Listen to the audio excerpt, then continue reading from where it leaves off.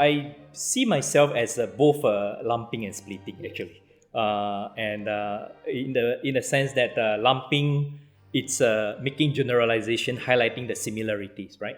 Step one. For example, most countries in Southeast Asia, we are all hedging, right? That's a lumping kind of exercise, right? And then we are along with Gilbert Roseman, right?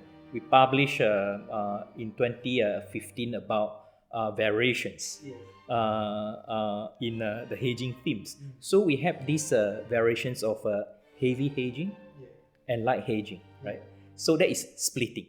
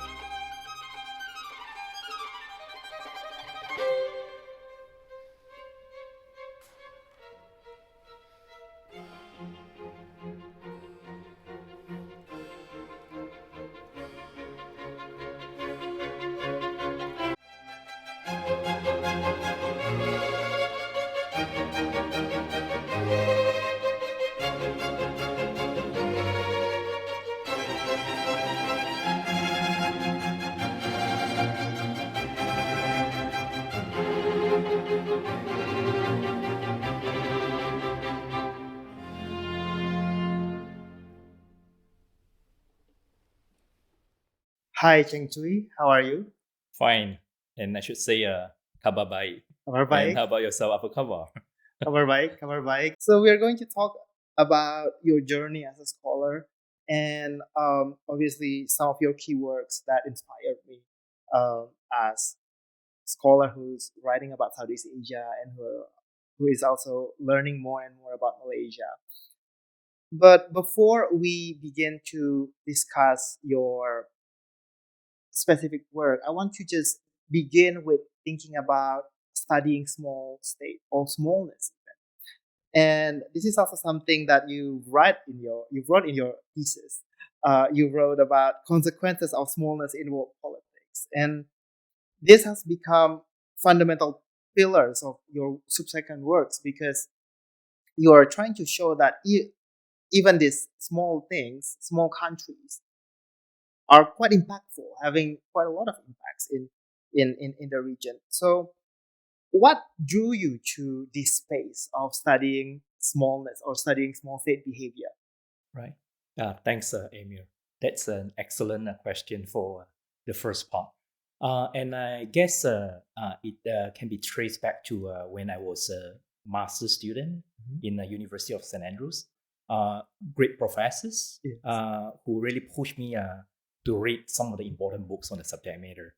And Kenneth Watts, 1979, Yes. is really the book that have a big impact in many ways. The emphasis on the structural conditions that have impact in many ways, top down, so on and so forth. But what is interesting and that really sparked me for my interest on smaller states is when I read the book. He talked about, because that book was about theory of international politics. Yes. And it makes something quite interesting to me. He said that you cannot construct theory of international politics based on smaller countries. Yeah. You have to focus on big powers, great powers, major powers. And interestingly, he actually used Malaysia as one of the two examples of you can't build theory of international politics based on smaller countries like Malaysia. So as a Malaysian, I was taken aback, and then I was thinking that why not, right? Yeah. To me, we can perhaps, based on examples of smaller countries, weaker countries, we can still have some theorizing, but perhaps the focus, the ontological starting point might be different. Yeah. So as the journey began, the journey as a student of IR continues, I begin to realize that the textbooks for us, right? Whoever spend our time under undergraduate or especially graduate programs in the West, in the mainstream places, but even back here in Asia, in Southeast Asia, I think our textbooks are mainly produced by Western scholars, right? And so to a large extent, it's very much centered on big powers, Yes. major powers, especially those in the West. So some are certainly correct, but there are some, kind of starting points that we would disagree. Yeah. Take another classic in IR, Morgenthau, right? Yeah. Hans Morgenthau. One of the most famous work was Struggle for Power. So again, when I first studied that, I said that might not be true for Southeast Asia countries, Yeah. right? It's not so much about struggle for power, but struggle for survival. Yes. So all these, I think, add to my interest about smaller countries. Yeah. And of course, I think we need to clarify, even though most of my writings and other colleagues' writings use the word smaller countries, Yeah. smaller states, but it's really, we are referring to non-big powers, right? Yeah. So those countries which are not kind of strong, who are not, the size is not like big enough to be in that big power category. Yeah. We use the word smaller countries. Sometimes we use the word weaker countries. They are Yes. weaker than the big powers. Some people choose to use the word secondary states, but that's just the nomenclature. Yeah. Because someone like me would buy your argument straight away, right? Because I study, I understand, I'm from the region, I understand how important this collection of smaller states, or even just individually, they can impact, they can affect system in maybe limited way. But if you have to grapple with this question that is so classic, that is always asked towards me about so what, right? Like, why should we care about studying middle and smaller state in IR? How should we approach this? It reminds me of another classic, and that's not a book, but an article in 1969. Robert Keohane was the one who produced, I thought, very important classic piece about non-big powers. Yeah. And if I remember correctly, the title was about the Lilliputians' dilemma. And he was the one who have come up with, I thought, still very important, in fact, a very pertinent categorization, right? Big powers, and then the so-called middle powers and small state, the typical small states. So I think what he tries to kind of put forward is that size does matter, right? Size does matter, and then there is also no kind of fixed or arbitrary way of putting countries according to like pigeon box. Yes. So those are great powers. Yeah. Those are not so great, but they are in the middle, and then the others are like a typical smaller countries. So his variable was about the impact, right? Yeah. Whether some countries by their own they can make global impacts. Those which on their own they cannot make any impacts either at the global or regional levels, but with some inspiration, aspiration, and work with others, maybe like-minded or neighboring countries, they might do something together, some collective actions that can have regional impact. And those would be called as some middle powers, so on and so forth, which distinguish with those passive or inactive, reactive, smaller, typical small countries that because of their constraint by size and also strength, relatively limitations, they cannot make any impact. So I thought these are important, small, simple, but very important, significant starting points for us to ponder the essence of international politics. So why countries do and pursue the way they pursue. And regardless of the kind of given facts, given in the sense of the size of territory and also population are all given, right? But again, either in the big powers categories or non-big powers categories, you do see the behavior. There are some overlapping, but there are some differences. Right? And those differences are the things that I thought are interesting. So why, for example, some non-big powers, some weaker, smaller countries are more active in collaborating, pushing some ideas, partnering with others to make things happen in the way that not just serve their national interests, but have some regional impacts. So I do think those are important parameters, not just to study Southeast Asian international relations, but I think international relations in general. Definitely. And I think one of the difficulty for people to grapple with this concept of small and big. Sure, material factors play a role with it, right? But then sometimes it is a bit more difficult to pin down on why countries think about themselves as big countries and think about themselves as small countries.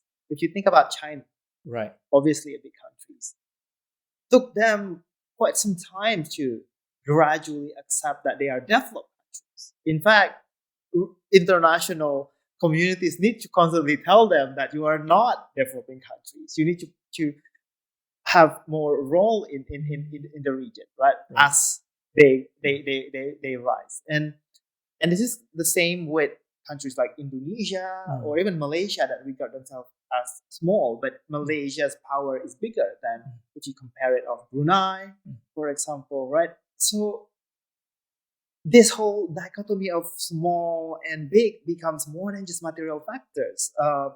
But how should we approach this? How should we think of this disjuncture or perhaps nexus between material and ideational when thinking about big and small dichotomy? Okay, excellent question. And I would say we can highlight the difference between what countries are and what do they do, right? And you use a different criteria attributes to have countries in mind. What they are given, right? The physical attributes and economic development. For example, the level of economic development, right? You talk about China used to be like a developing country, but that's not so much about the size, but about the level of economic development. This is where I think Robert Kyohan's work, as I said, focusing on impact, it's a very important criteria. Even back then, because of their, despite their limitations in terms of economic outputs and all that, we still, back then, 1970s, for example, would categorize and see China as big powers, but not so, not definitely not the top tier, but again, it's a big power in the sense that what they do, right, rather than what they are, does have impact on either at global or regional level in one way or another. So when China and US rapprochement, and you see that it does have impact at the regional and global level, that would be among the indicators. And the same can goes to, I would say, India today. Second is a big power, right? But clearly it's not a major, not great power because of some physical attributes, limitations. But they do have the impact. So that's one element. The other element is what they do, right? Some countries, despite acknowledging and realizing all these limitations, which are again given, they are more active. In fact, that realization, that awareness, push them to be more active in proposing some initiative that would be good for us, good for the region we are in, and also I think teaming up with some like-minded countries. Can be neighboring countries, but can be also countries outside of the region, right? So when so what they do matters in showing why some countries which are not big powers, there are smaller states, quote unquote, are still able to punch above their wave in one way or another. Obviously, you are very prolific scholars, and you publish so many things over the years. And I think if I could grossly camp them into two camps, perhaps two of the focus that I want to focus on today would be risk and about trade-offs. This is something that you've written in your dissertation as well as a PhD student, right? Where you are thinking about, well, smaller countries think about threat differently. They don't necessarily think about it in terms of security threat per se, but there are actually a bit more nuanced way of thinking about it in terms of this trinity of risk, you said, of the security, economic, and political risk. What what inspired you to think about that? Thank you. Yeah. So it's interesting that we talk about this subject matter here at ANU. And in fact, Evelyn Goh, her work back in 2005, I think she was at East West Center producing a work that has been widely cited, the China Challenge, which she tried to conceptualize hedging. She was not the first IR scholars to use the word hedging, but before that, there already some works, but she was one of the first to conceptualize using the term more than just a verb. So what pushed me during that writing process for my PhD dissertation was that I realized there are some fundamentals about hedging behavior, hedging as a human behavior across different human domains, from agricultural to financial to linguistic to politics and international relations. That is about managing risk. So risk is a starting point. It's a very important component, right? Element when it comes to hedging. And it's everywhere.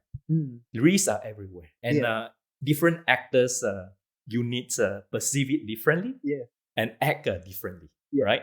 So all these push me to look into, I would say, new frontiers that might not necessarily be the focus for the typical IR as a discipline, and also in a way beyond perhaps Southeast Asian IR as well. So there was a time that I felt that there is a need to make distinctions. I think one blind spot, one of the many blind spots of the contemporary IR theory is that anything that is dangerous, we use the word threat.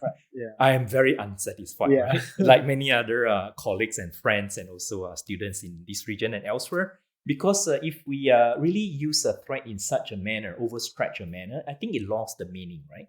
Southeast Asia, of course, some of us do see China as a threat, those involved in territorial dispute. But again, not all territorial claimant countries would use the word threat to describe the China challenge, right? Definitely. Philippines for sure, and then Vietnam, they do have higher threat perception. But for other countries, in fact, during my PhD dissertation, the fieldwork, some Malaysian elites were telling me that it is our policy not to describe China as a threat, right?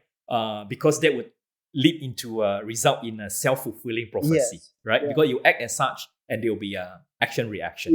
So it has been our policy, and I think it's not just one or two countries, but I think across the board, we might not say it, but judging from what they do, right? What we do, what countries do, you do see that in reality, policy peoples do have a kind of different perception and policy choices surrounding threat and risk. Threat would be those that are immediate, profound, right? And it's clear and present. You have to react to it. Otherwise, your existential condition stakes will be at harm, all right? Will be harm. And risk will refer to those that are potential. And it might not immediate, but you know that it might create some possible loss.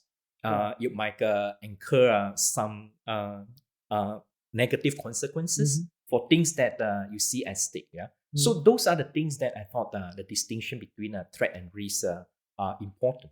I think when I read your work, what I really like about it is the richness of the second layer explanations, right? Because when you think about hedging, you are thinking about this nexus between risk and rewards, and the concept of trade-offs become really important, right? As you write about this interrelatedness in their causes and effects and how they are interlinked in terms of the trade-off involved in tackling them, all these different risks. And how should we make sense of this interlinkage of sectors from smaller state point of view, especially? I would argue that the best way to look at this would be to see risk and rewards or returns as two sides of the same coin.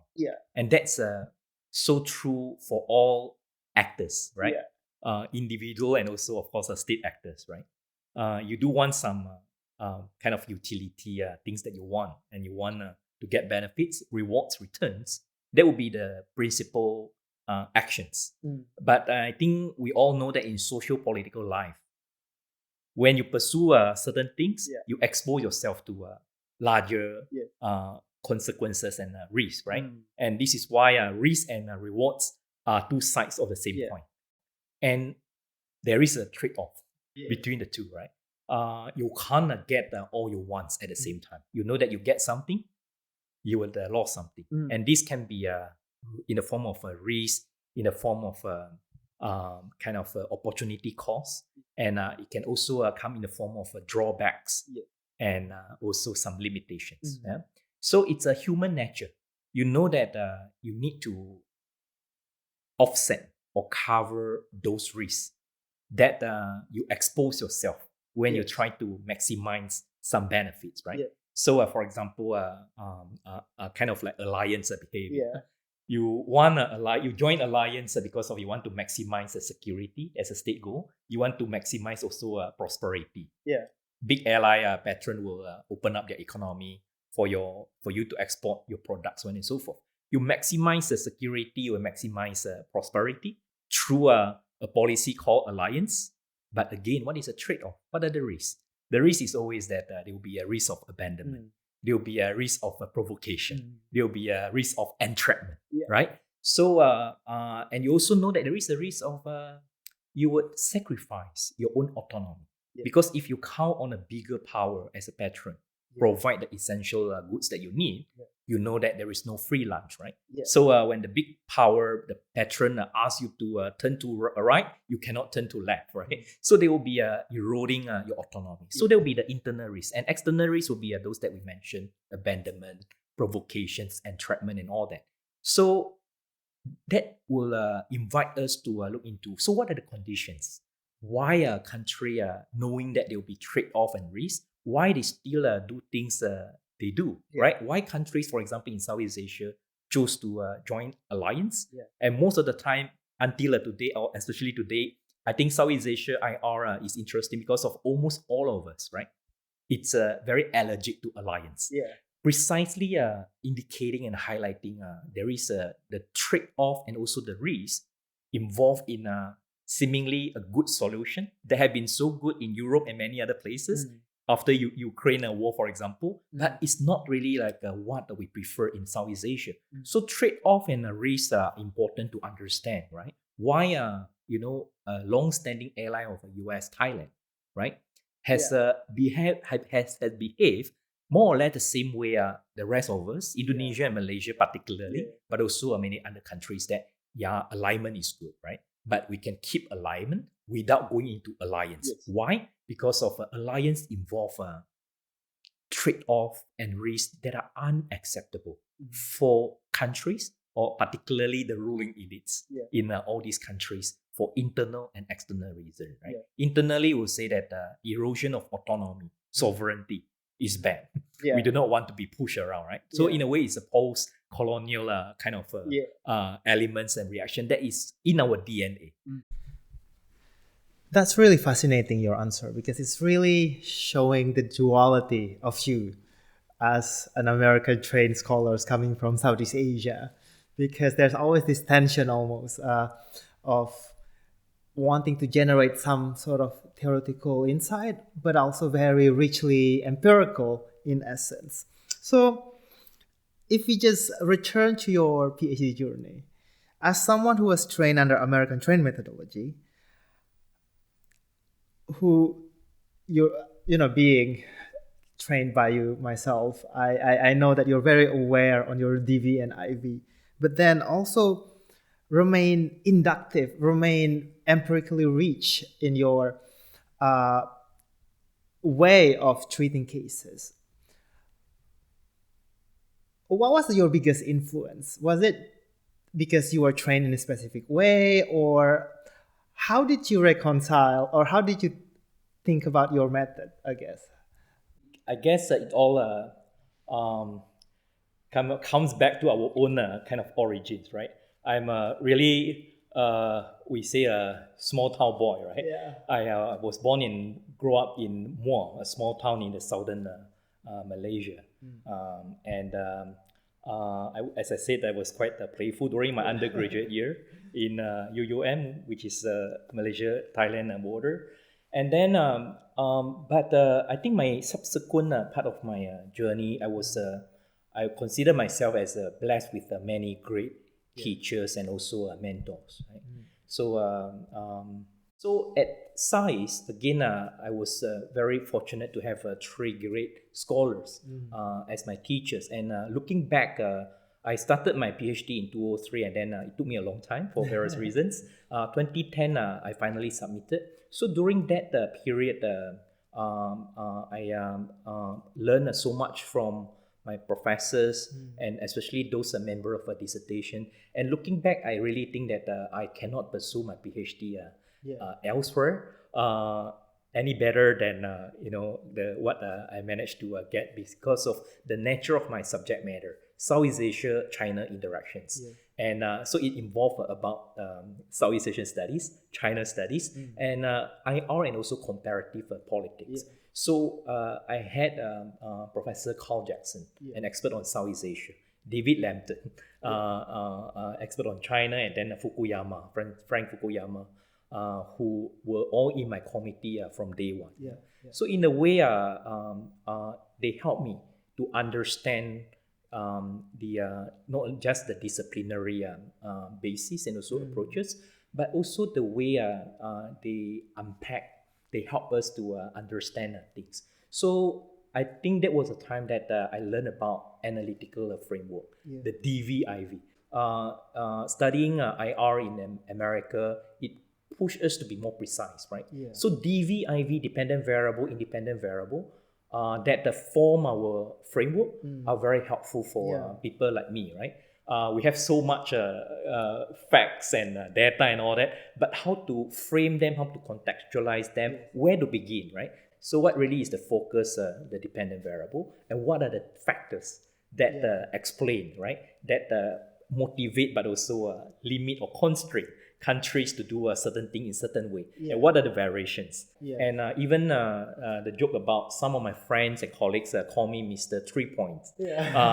So, and I would say, looking back, that actually started during the PhD training, right? And it is true. If anything that more than 3, we can't remember, right? But having said that, as Southeast Asian, I think our environment, our socio-political and socio-economic environment is such that we are so diverse, right? And cultural underpinning are important, right? So there are some differences as we in Southeast Asia, we in Asia look at things, right? More often than not, I think our way of thinking can be kind of spectrum, right? Not the kind of dichotomy, black and white, yes and no. It's a bit of everything, right? Did that cause that different looking glass, right? Did that cause some sort of, maybe not tension, but frustrations or even slight differences perhaps? I would think fascination. More fascination than frustrations. More fascination because of once we internalize the kind of like a very precise and specific methodological approach of determining DV and IV, then that is a first layer, right? Then the second layer, things we need some spectrum thinking. We need multi-layered thinking. And that actually help us to move into the second, third layer thing of, so under this DV, right, whatever the DV, what are the variations? And once you have that kind of approach, then you would be trying to identify. So what are the differences? And differences are usually not either A or B, right? But it's a spectrum. And this is where I think the Southeast Asia way of looking at things help us a lot in the sense that for example, as to how and why smaller countries respond to big powers. The typical traditional mainstream IR approach is that balancing all bandwagon, right? So when you have that dichotomous approach, it doesn't really help us to understand the realities in Southeast Asia back then and especially now. For us, the typical Southeast Asia response is that why should we choose one over the other, right? We don't have to be in one camp over the other, putting all eggs in anyone's basket, and our behavior does not fit into the typical pure balancing nor pure bandwagoning, which is why hedging is a kind of a good conceptual tool. And we need to see hedging as a spectrum, right? So it's a combination of mix. There are some elements of balancing, some element of bandwagoning, but there are more that are more nuanced and all that. Then again, I think Southeast Asians would think along that line to a large part because of, as I said, socio-political environment we are in. What really kind of distinguish Southeast Asia as a region compared to other regions is that not other than none of us are in the big powers category, but I think diversity. It's a really a very important attribute that define the regions, and diversities within and also across boundaries.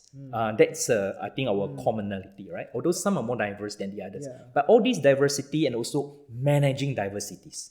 Our political, our social, our public policy issues are all about how to manage. And how did you convince someone like Fukuyama, perhaps, on looking at it from this lens? You know, did it took a lot of convincing, or they took it straight away? Frank Fukuyama was the one who helped me to understand that the importance of comparative approaches, right?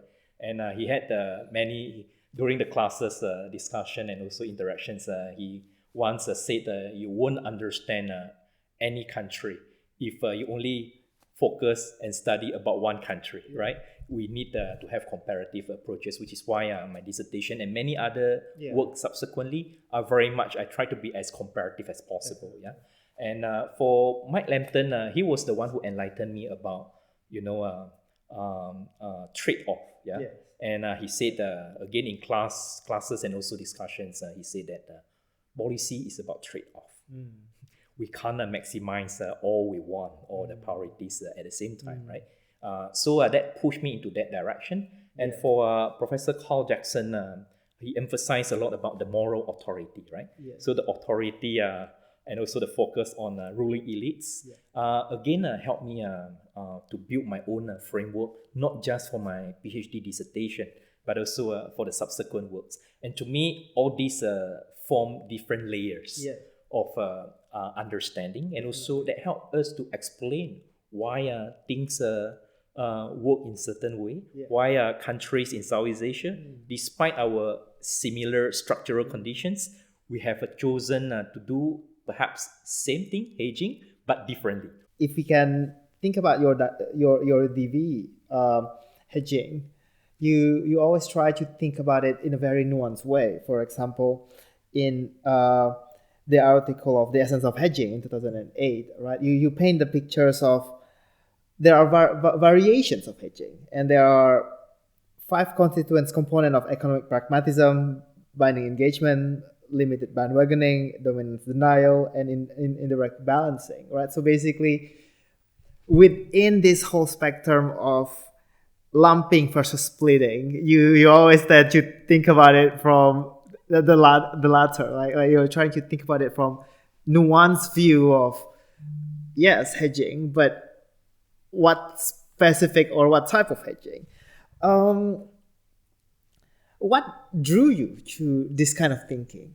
Okay, great question that allows me to clarify one clarification. When we try to lump, clearly we do that by identifying what are the common defining attributes, right? So hedging, as an example, what are the attributes, the defining attributes that distinguish and differentiate the hedging with similar behaviors, like balancing and bandwagoning or neutrality, right? So this is where the 3-point structure helps. So if I can only identify 3 defining elements that distinguish hedging from others, similar or related behaviors, I would say number 1, right? It's about active impartiality, right? And that would distinguish with passive neutrality. We can all declare that we are neutral and all that, but if you are passive, reactive, then that's not hedging, right? Hedging involves elements of activism. Secondly, it's not just about impartiality of not taking sides and doing so actively. You also need to diversify, right? Yeah. The active element, active in what? Active in diversifying your partnerships, your development partnerships, your strategic links and all that, right? So if you and this diversification has to be inclusive. If you only diversifying along one camp, you are not hedging, right? Hedging means that you need to diversify along both camps, all camps, inclusive way, right? So active impartiality, first element. Second element, inclusive diversification. These are two essential elements that define hedging and that distinguish with many other behavior, as I mentioned. Because you try to avoid putting all eggs in one basket, right? So inclusive impartiality already distinguish hedging from balancing and bandwagoning, because balancing and bandwagoning meaning that you put all eggs in one basket. You take sides, right? You take sides either with US or with China in the contemporary example. But I thought the third element, the third attribute, it's the most important attribute that make why hedging is hedging, why it is called as such. Which is there is a prudent. So the third element is prudent contradiction. Right? Prudent contradiction is that in the sense that you try to contradict your actions of diversification, right? So there is a element of offsetting the risk, because if you just move things in one direction, you expose yourself with other dangers and risks. So hedging is not just a middle position between two competing powers or between two options of pure balancing and pure bandwagoning. Hedging, it's also an opposite position. Opposite position in the sense that you need to have defiance and deference. And especially in the South China Sea, right? As a very contested space, Malaysia was able to both maintain stability but also protect its sovereignty in the process. And you've been to Layang-Layang, you've been to this Swallow Reef, and witness yourself how Malaysia think about this whole concept of defiance, deference from the ground up. When you were at Layang-Layang, what was your impression at that time? Of course, my reflection only represent my own view as a Malaysian citizen who happened to study international relations and all that, right? So I think one point to emphasize is that whatever we do in the claim areas in South China Sea, what are entitled for Malaysian as a sovereign actor. It might not necessarily be about another country and all that, right? Others would respond, so on and so forth. But those would be beyond us, just like any other claimant countries, right? So I guess again comes back to the risk and trade-off issues. So our main activities as sovereign actor with sovereign interests and also stakes in those claim areas is that we continue the exploration and many other activities that defend and serve our national interests. But we also know that there will always be risks and unexpected challenges and consequences given bearing in mind what happened in the region over the last few decades, especially the past decade. So you know that you need to offset your risk, right? So as you continue to do your benefits or returns, maximizing behavior, exploring the area, exploiting the resources, you also know that you need to hedge those returns, maximizing behavior by having some contingency, by having some the so-called counteracting measures, so that if certain things happen, like for example, there might be a big power conflict, you cannot stop them, it's beyond us. Those are structural conditions, but at least you have something to hold on to, right? Fallback position. So what are the fallback position? Depends on how things evolve. US, China go to war. That would be the most undesirable context situation for all of us, right? Not just the claimant countries, but also others in the region. And many of us have developed a different kind of fallback contingency measures and all that. And there are always multi-layered fallback measures, Yeah. right? Multi-layered, meaning that it won't be just one policy measure, right? It won't be just about developing the defense alignment, right? And this is something that predated South China Sea disputes, right? We have developed, all kind of a defense partnership with mainly Western powers, right? UK and then FPDA powers, right? And then US and many others subsequently.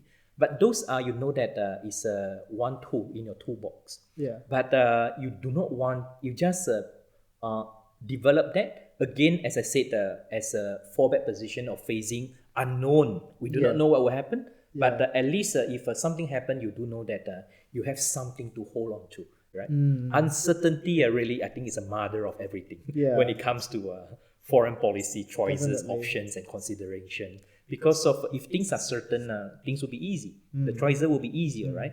But you know that things are always uncertain. How a relationship evolve. And many of those relationship and action reactions, especially among the big guys, strong powers, are beyond us. There is only certain things that you can prepare. But eventually, you do not know what will happen. And the other side of it, your IV, right? Regime legitimations, these very domestic factors, have consistently featured as one of the key driver of the varied hedging behavior to a large extent, right? And when you think about regime legitimacy or legitimations, you think about, as you said, these foreign policy choices made by ruling elites and how they represent risk, or think about it, that is not fixed and constantly changing as the uncertainty order change as well. And this, but there's also this constant emphasis on the ability to preserve security and internal cohesions, right? What was your eureka moment that drew you to this IV specifically? Okay, so it all boils down to our theoretical paradigm, I guess, how we organize facts, how we interpret understanding about the empirical realities. In a way, either we consciously or unconsciously, it's influenced by whatever theoretical paradigms that we have. So in my case, because of my IR journey started from Kenneth Watt's structural realism, neorealism paradigm. So naturally, structural conditions are important variable, independent variable that it's there, and it does help me to understand, right, the top-down structural constraint. But I think over the years and all that, and especially with the emergence of neoclassical realism, right, NCR, as a two-level paradigm, structurals are important, right? They are given there. But by themselves, they do not necessarily explain why countries perceive and react in certain way, right? So neoclassical realism as a two-level paradigm help us to understand that in addition to structural conditions, the intervening variable, right? And that's where I think different NCR might have a different interpretation and choice as to what really is the intervening variable. But in my understanding, I think domestic conditions, domestic politics, and then made by national leaders, that's the intervening variable that explain and help us to make sense why certain threat and risk are being played up or played down by certain countries, right, on South China Sea and many other issues. So this is where the emphasis on authority, on elite authority comes in.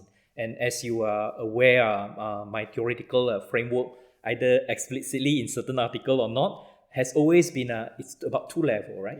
Asymmetry, authority. To I try to use just one word to capture kind of like very complicated and dynamic processes. So asymmetry represents the structural conditions, the power asymmetries, not just the big powers versus smaller countries, but also among them, right? How they are competing.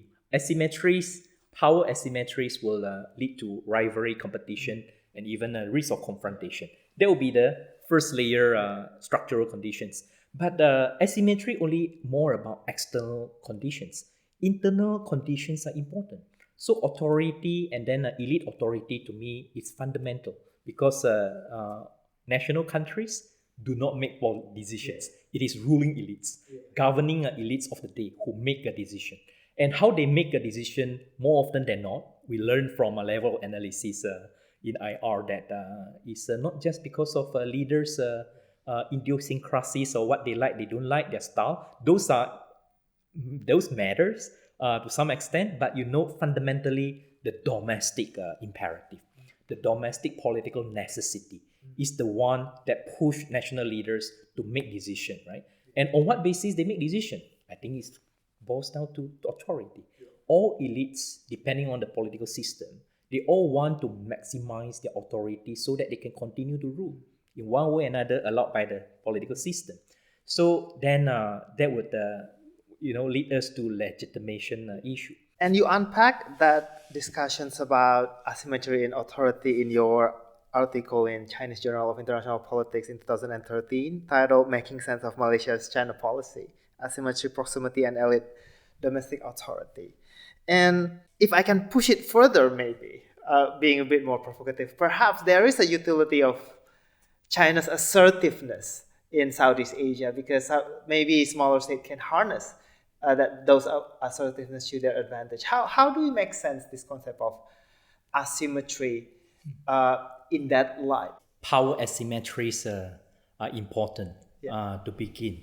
And you see, again, for Southeast Asian countries, as a region, as a group of weaker countries, we are kind of unique in the sense that almost all of us, with the exception of Thailand, we were colonized.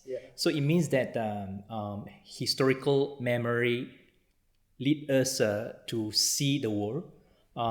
We recognize, we acknowledge power asymmetries, the gaps between capability, the gaps in capability between the great powers category and smaller countries are given, are reality. They are out there.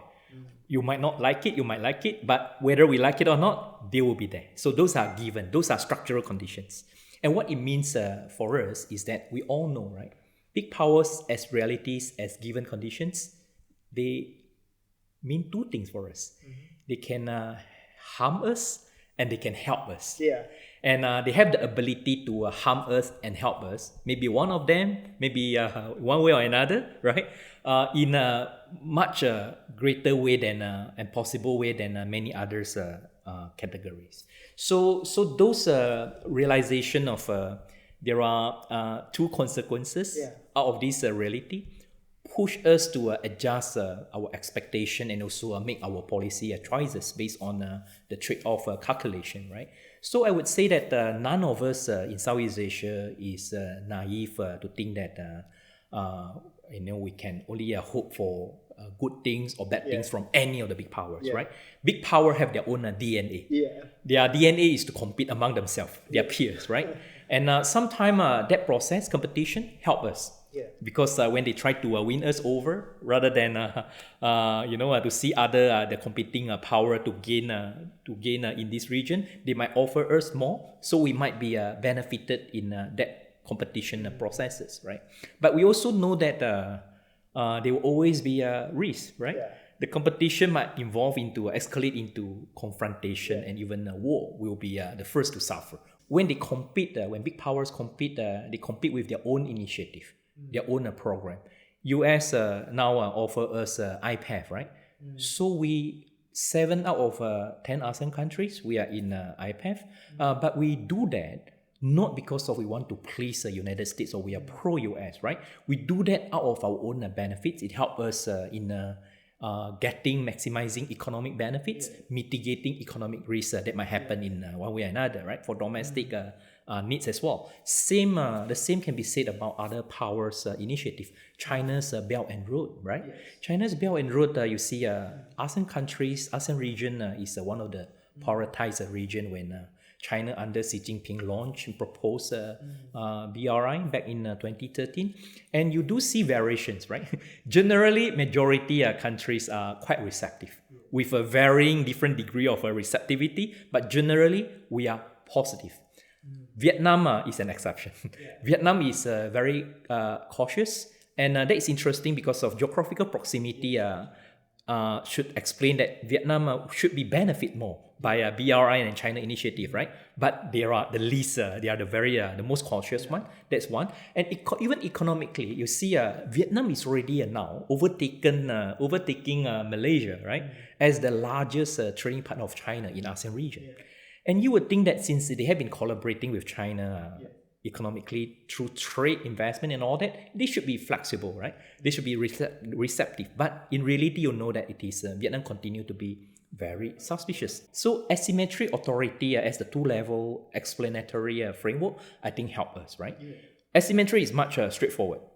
China is a bigger guy, stronger guy, the power with capability growing. So it provides more opportunity. Although there are risks behind whatever interactions, but those who acknowledge that those are reality and because of domestic needs, right? The second layer, the domestic needs, especially elites' domestic political needs, if they think that it is to their advantage, by collaborating with some project that help them to increase their authority, I think they would go ahead, right? But if the trade-off involved in this process are too big, you get the economic benefits, but it might undermine your autonomy. You will become too dependent. It might complicate your pursuit of defending maritime interests, for example. That would hold you back, right? And that explain Vietnam, right? So here, authority become a kind of very important explanatory variable, right? To explain why some countries are more receptive than the others. Economic performance mainly, but can be other domestic performance, is the most important pathway of legitimation for basically all Southeast Asian countries. Whether democratic country will go through electoral processes or there are other authoritarian, right? How they justify their right to rule, it's through economic performance, primarily, not completely. So that's about performance legitimation.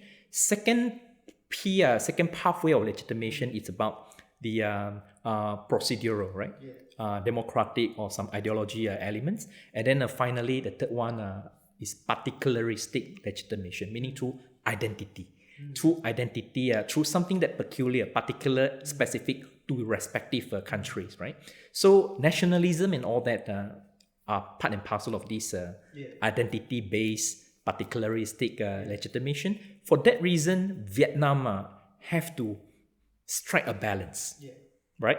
Strike a balance between performance, legitimation, more economic growth and all that, and with the identity-based particular legitimation. So they need to strike a balance because of it, if they become too dependent on China, right? Ruling elites will lose legitimacy in the eyes of their people. And therefore, they have to be very selective in interacting with China, even economically, right? They want economic gains, benefits, and returns.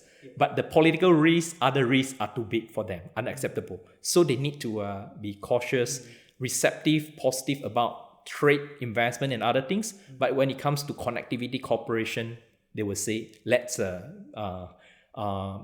be prudent, right? But other countries, I think performance legitimation is much stronger, right? In the case of Indonesia under Jokowi, right?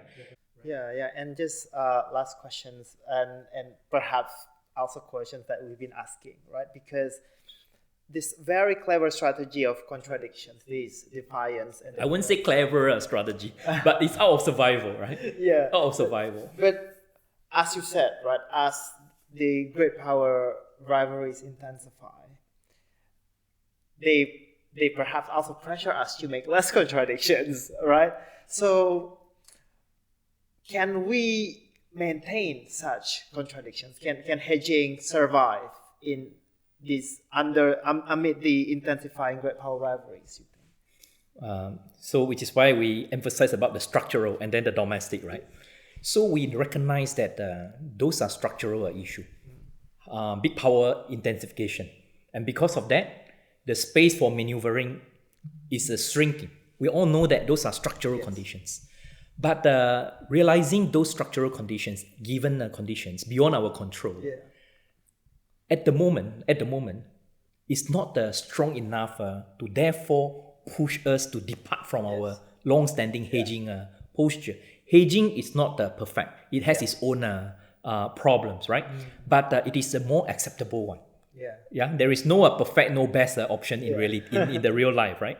So hedging at least is something that help us to strike a balance between all these long-term, short-term risks, economic versus security and also autonomy. It helps us. But as I said, the structural conditions at the moment, the space is shrinking. But there is still some space for us to continue. So what will really stop this from happening? I think there are three conditions that would stop us from hedging. Number one, it's when big power competition escalate into direct confrontation, armed conflict. Then all bets are off, right? So there will be no room for hedging. Nothing will last forever. Certainly nobody think that hedging will last forever, right? So that would be the conditions. And even when that happens, you do not know which powers, which smaller spirits will side with which power. It will be a function of many other things, but let's not go into that. And there are second and third. So the first structural condition of if big power become competition, become conflict, that countries in Southeast Asia will be entrapped against their will. They will be entrapped against their will, right? And stop hedging.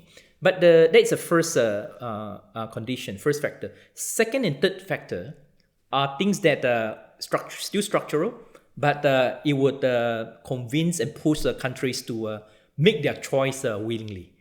And these two factors have to be present at the same time. Number one is the potential danger become immediate, direct threat. Second, the other factor, the presence of clear, certain, credible patron and aligned support. And when these two conditions are present, then I think country will decide, let's make a choice of siding with one against the threatening power, right?